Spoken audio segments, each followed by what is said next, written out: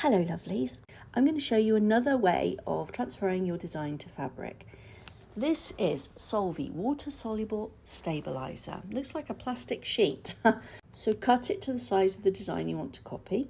You can use permanent marker pen or a washable pen, it doesn't matter, to trace the image. And yes, I know the cat is wonky, this is just a demonstration. Get your square of fabric to put into your hoop. So you lay that on top of the inner hoop and then you lay your plastic sheet on top of that. We're then going to put the outer hoop on. This is the part where we pull the fabric taut for embroidering.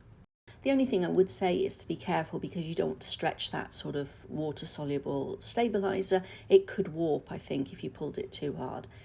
But just get it to that right tension that you would normally use. I was really pleasantly surprised by how well this sat in the hoop. It's almost like it isn't there. It's really good stuff. Then you just stitch on it like you normally would. I'm just going to do a basic stitch on this. I just literally want to show you how this works. So I'm only going to do his ear. What you would then do after you've done your whole design is you would take it out of the hoop and then you would trim the excess water-soluble stabiliser away. Here I've done it. I've literally just trimmed around the ear. And then you would wash it following the instructions on the packaging.